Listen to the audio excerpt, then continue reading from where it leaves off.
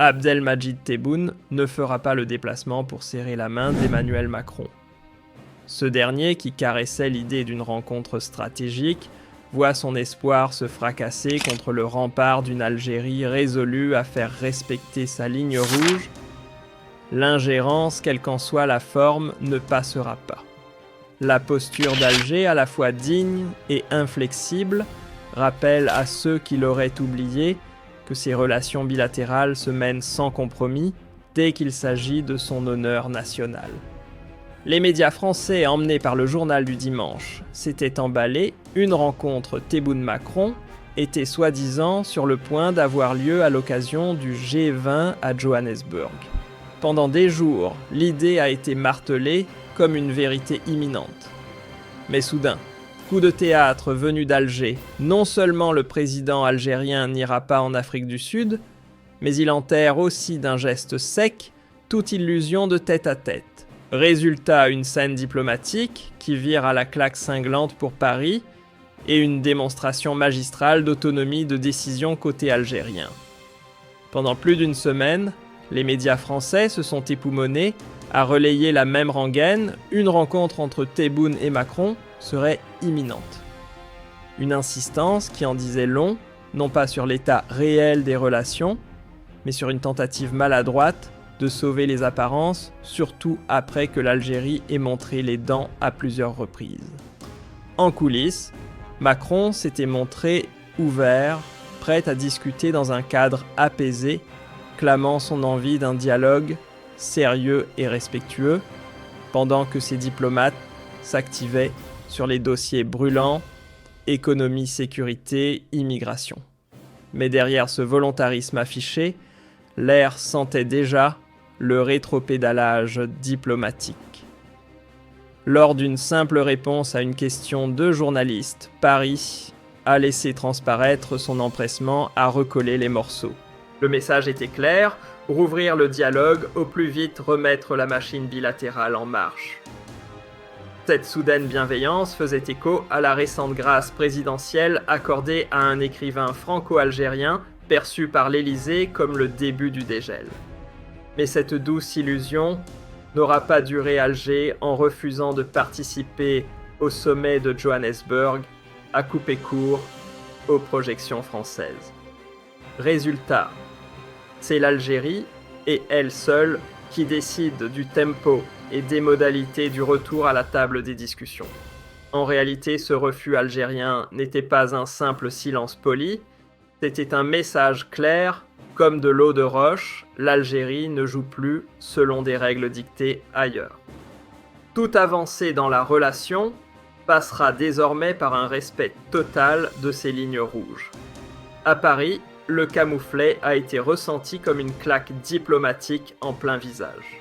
Ironique quand on se souvient qu'il y a quelques mois à peine, c'est Macron lui-même qui exigeait de ses ministres plus de fermeté vis-à-vis d'Alger, pour se retrouver aujourd'hui à essuyer les conséquences directes de sa propre posture. Le grand écart entre le Macron d'hier, sûr de lui directif, et celui d'aujourd'hui, plus conciliant, a sérieusement érodé sa crédibilité aux yeux des décideurs et observateurs algériens. De son côté, Alger joue une partition millimétrée, ni excès, ni agressivité, mais une maîtrise parfaite de l'art du contre-pied diplomatique. Qu'on tente d'imposer une réalité ou qu'on manque de considération, la réponse tombe nette. Soit un non assumé, soit un retrait sans éclat, mais lourd de sens. En boudant Johannesburg, Tebboune a rappelé une règle essentielle, l'agenda algérien n'obéit à aucune pression. Et toute discussion passe obligatoirement par le respect intégral de sa souveraineté. L'attitude ferme d'Alger ne fait que renforcer son image d'État pleinement maître de ses choix désireux de bâtir des partenariats équilibrés sur les enjeux globaux et régionaux. Et l'affaire ne s'arrête pas à Macron, d'autres signaux de rapprochement venus de Paris émergent, à commencer par le ministre de l'Intérieur français. Celui-ci a même annoncé un déplacement en Algérie, en assurant qu'il y allait à l'invitation de son homologue et qu'il jouissait, tenez-vous bien, d'une certaine estime à Alger. Une déclaration qui en dit long. Peut-être même un peu trop. Certains observateurs n'ont pas manqué de relever une bizarrerie. Et si en réalité le ministre français s'était auto-invité à Alger sans qu'une véritable invitation officielle n'ait été lancée. Une hypothèse embarrassante qui met une fois de plus un haut responsable français dans une position inconfortable. Derrière cette tentative précipitée de recoller les morceaux, c'est toute la stratégie française qui semble s'agiter en solitaire. Mais l'Algérie, fidèle à sa ligne, ne laisse rien passer. Si une nouvelle gifle devait tomber sur le ministre de l'Intérieur, ce ne serait pas pour des raisons personnelles, mais pour souligner un problème plus profond, celui de l'approche globale adoptée par Paris. Et voilà que certains vont plus loin pour eux, il ne suffirait plus de revoir la stratégie, mais carrément de changer d'interlocuteur. Nouveau président, nouveau gouvernement, bref, des visages crédibles avec qui Alger pourrait enfin engager un dialogue fondé sur le respect. Ce glissement est révélateur, l'Algérie ne se contente plus d'attendre des excuses ou des ajustements protocolaires. Elle pousse le jeu diplomatique jusqu'à remettre en question la légitimité même du pouvoir en place à Paris, l'évaluant non plus sur ses mots, mais sur sa capacité à traiter d'égal à égal. Pour dire les choses clairement, c'est à Paris de jouer. L'Algérie a posé ses conditions nettes et non négociables. Si la France souhaite véritablement rétablir le dialogue, elle devra d'abord prouver qu'elle prend au sérieux la souveraineté et le respect réciproque. À défaut, ces tentatives de rapprochement continueront de se briser contre le mur algérien. Ce bras de fer dépasse d'ailleurs le simple cadre franco-algérien. Il incarne une nouvelle ère diplomatique où les symboles de pouvoir ne suffisent plus et où dignité nationale et indépendance ne sont plus négociables, même face aux anciens maîtres. Le sommet du G20, que Tebboune a délibérément esquivé, restera comme un cas d'école en matière de diplomatie affirmée. Refuser une rencontre avec un président français en exercice dans un contexte international aussi exposé, c'est bien plus qu'un simple geste de désaccord. C'est la démonstration en plein jour qu'un pays peut défendre ses intérêts vitaux, même face à une ancienne puissance coloniale. Ce n'est ni une provocation gratuite, ni une réaction impulsive, chaque mot pesé, chaque absence calculée. Tout s'inscrit dans une stratégie maîtrisée où la moindre posture devient un message. Il faut bien l'admettre. La diplomatie ne se résume pas aux micros tendus ni aux phrases bien polies des conférences de presse. Ce qui compte vraiment se joue souvent loin des caméras, dans la lecture fine des rapports de force, dans l'anticipation des gestes adverses et dans l'art de retourner une contrainte en avantage. Et sur ce terrain-là, Alger excelle. En renonçant à se rendre à Johannesburg, l'Algérie n'a pas juste refusé une invitation, elle a démontré qu'elle maîtrise parfaitement les codes silencieux de l'influence géopolitique. Le message est limpide, pas de partenariat durable, sans respect total, sans reconnaissance de l'autonomie de chaque nation, ni considération réelle pour ses décisions souveraines. Quiconque tente de dicter sa feuille de route sans concertation s'expose non seulement à un refus ferme, mais aussi à être perçu comme une menace directe envers la stabilité et la légitimité d'un État qui entend rester maître de ses choix. Aujourd'hui, l'arène diplomatique ne se joue plus uniquement entre chancelleries, l'opinion publique est devenue un acteur à part entière. Chaque mot prononcé par les dirigeants algériens ou français, chaque communiqué repris par les médias, peut soit renforcer une posture, soit la fragiliser. Consciente de cet enjeu, l'Algérie ne laisse rien au hasard en tenant les rênes de son récit extérieur et en évitant de tomber dans les pièges de la pression médiatique. Elle impose une lecture maîtrisée de ses décisions, non pas comme de simples réactions à chaud, mais comme les maillons d'une vision stratégique longuement réfléchie.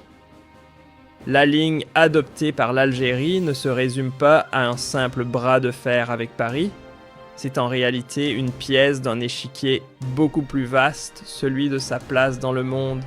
L'Algérie ne tourne pas le dos aux forums régionaux ou internationaux, au contraire, elle y tient sa voix. Mais cette voix, elle l'élèvera selon ses propres règles. Mettre la souveraineté au centre, défendre des intérêts essentiels et revendiquer la légitimité interne n'est pas un repli. C'est une manière assumée de redéfinir le dialogue, non pas en s'effaçant, mais en choisissant le cadre dans lequel il se construit. Alger ne laisse aucune ambiguïté, toute relation avec elle doit reposer sur des bases solides, respect mutuel, égalité réelle et coopération choisie, pas imposée. C'est dans ce cadre que l'Algérie trace sa route. Or, face à cette nouvelle donne, la France semble encore chercher ses repères. Entre discours présidentiels et tentatives ministérielles, les réactions venues de Paris trahissent une difficulté profonde, celle d'un État longtemps habitué à imposer les règles, confronté désormais à un partenaire qui les redéfinit sans complexe fort de sa souveraineté affirmée. Les vieux schémas de domination, hérités de l'époque coloniale, appartiennent désormais à un passé révolu. À leur place émerge une exigence forte, celle d'une reconnaissance pleine et d'un respect réciproque. Ceux qui espèrent encore réactiver les mécaniques d'antan se heurtent à une réponse algérienne ferme, réfléchie et assumée. Fini les symboles creux et les gestes de façade. Alger exige aujourd'hui un rééquilibrage profond et concret des rapports bilatéraux. Et cette fois, ce n'est pas une posture, c'est une ligne rouge. Ce qui se joue ici dépasse de loin les seuls rapports entre Paris et Alger. C'est en réalité une démonstration grandeur nature d'un principe bien plus vaste dans un monde hyper connecté où les dépendances croisées se multiplient. Chaque tension locale révèle une vérité globale, celle d'un équilibre toujours plus fragile entre souveraineté et interaction planétaire. Dans l'arène internationale, ce n'est plus la taille du PIB, ni la puissance de feu qui définissent à elle seule la stature d'un État, mais sa capacité à tenir bon sur ses principes. Lorsqu'un pays trace une ligne claire, refuse de céder sur ce qui touche à sa souveraineté et assume ses choix sans vaciller, il envoie un signal fort, celui d'un acteur crédible, solide et respecté. Et sur ce terrain, l'Algérie marque des points prouvant que la véritable influence naît d'une cohérence sans faille et d'une vision stratégique assumée. Il ne faut pas s'y tromper, dire non aujourd'hui ne veut pas dire fermer la porte à jamais. Bien au contraire, ce refus dessine les contours d'un futur dialogue plus équilibré, fondé sur des bases saines. Le fait de ne pas rencontrer Macron n'est pas un adieu aux discussions, mais une mise au point préalable. Car pour qu'un échange ait du sens, il doit reposer sur 3 piliers incontournables: le respect réciproque, la reconnaissance de la souveraineté de chacun et l'acceptation d'une égalité pleine et entière entre les partenaires. C'est dans ce climat redéfini, fondé sur le respect des principes et la souveraineté assumée, que l'Algérie ouvre la porte à des partenariats solides, qu'ils soient économiques, politiques ou culturels. La décision récente de dire non à une rencontre symbolique n'est pas un geste de fermeture, mais bien la preuve d'une diplomatie moderne et lucide, celle d'un pays qui trace sa propre voie, reste fidèle à ses fondements et refuse de céder à la pression quand ses intérêts essentiels sont en jeu. Loin d'être un simple coup d'éclat ponctuel, cette posture algérienne s'inscrit dans une vision stratégique à long terme, affirmer son identité, défendre sa dignité et peser davantage sur les équilibres internationaux. Car au fond, la puissance réelle d'un État ne se mesure ni à sa capacité de plaire, ni à sa souplesse diplomatique, mais à sa faculté de dicter ses propres règles du jeu et de s'y tenir avec constance, même quand les pressions extérieures deviennent insistantes. À travers sa posture actuelle, l'Algérie incarne un véritable cas d'école en matière de diplomatie souveraine ferme, sans être rigide, lucide, sans jamais céder.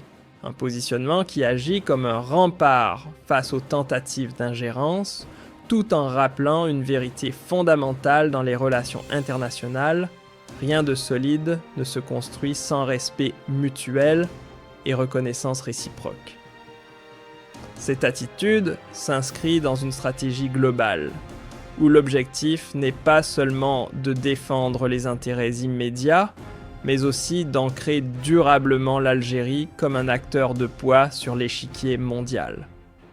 Ce n'est ni un simple refus de circonstance, ni une réaction épidermique à une pression venue d'ailleurs. C'est une déclaration d'identité. L'Algérie affirme avec constance qui elle est et où elle veut aller. Chaque prise de parole, chaque silence assumé, chaque absence calculée s'inscrit dans une vision globale. Il ne s'agit plus d'un pays qui subit l'agenda des puissances, mais d'un État pleinement souverain qui écrit lui-même les règles du jeu et choisit avec qui, comment et quand il interagit sur la scène mondiale. Dans cette logique, la diplomatie algérienne s'impose comme un modèle de cohérence et de fermeté.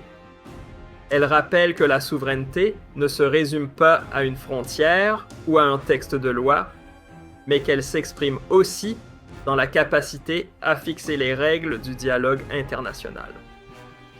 Refuser ou se retirer d'une interaction ne traduit pas une faiblesse, mais une force. Assumer celle d'un pays qui choisit quand et comment il engage la conversation et qui exige que ses positions soient pleinement reconnues et respectées. En choisissant de ne pas se précipiter et de rester imperméable aux pressions venues de l'extérieur, l'Algérie envoie un message limpide: on ne discute qu'entre égaux. Et toute table de négociation commence par une chose: la reconnaissance claire de sa souveraineté et de ses décisions politiques.